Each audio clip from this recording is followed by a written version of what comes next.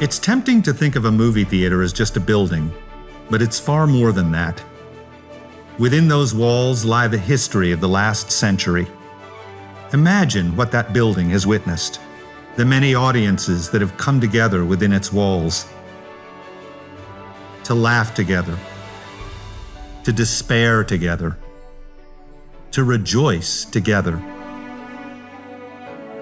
to learn about history as it happens, or to revisit history that needs retelling, to empathize with people and cultures that bear no resemblance to their own, to experience places they could never travel to face their fears and the challenges of a chaotic and sometimes threatening world. And then there are the stories that happen off the screen. How many birthday parties and other celebrations? How many first dates and first kisses?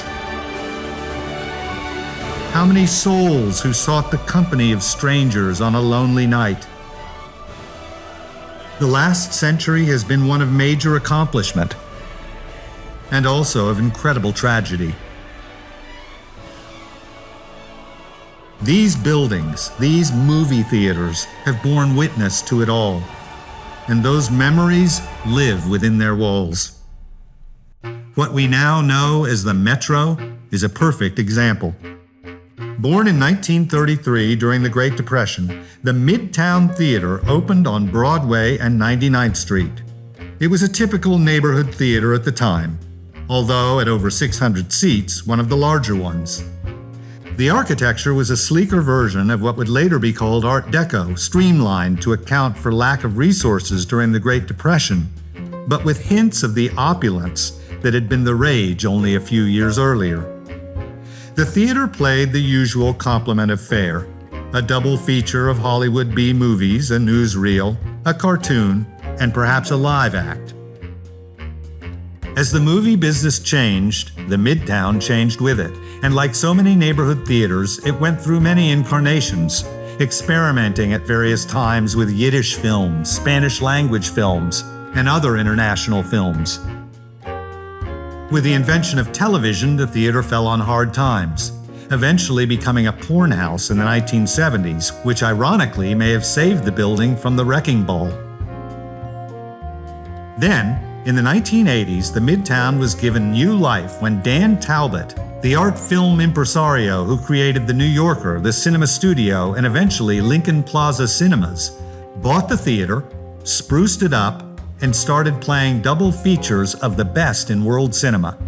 The theater we now know as the Metro was born. And still, there were to be many lives for this humble edifice.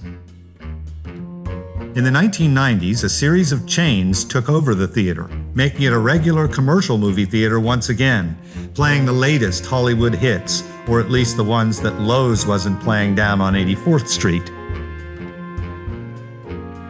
By the early 2000s, Hollywood was transitioning to a new business model, focusing solely on big-budget superhero films, reducing the number of releases, and requiring theaters to adopt digital projection, an expensive proposition for small neighborhood theaters.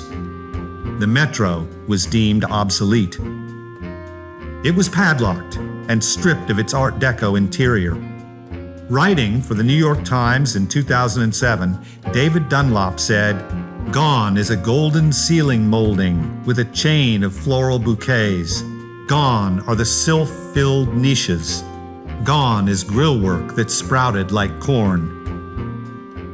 Fortunately, the beautiful facade had been designated an individual landmark by the City of New York in 1989, which prevented the wholesale destruction of the building. It's now been shuttered for 20 years, a reminder of a distant world. There may not be anything inside, but all those memories, all that history, are still within those walls.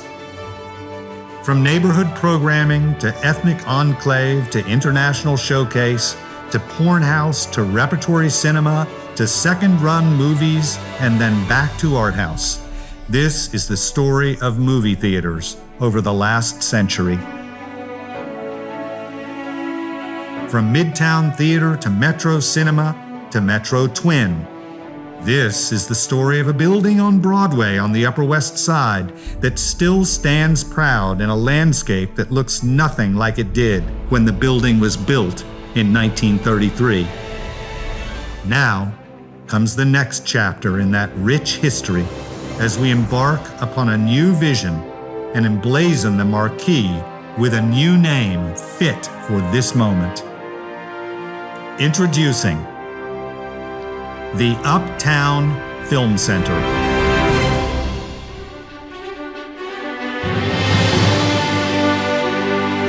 Uptown, a name that aspires to capture the vibrancy and diversity of one of Manhattan's most cherished neighborhoods.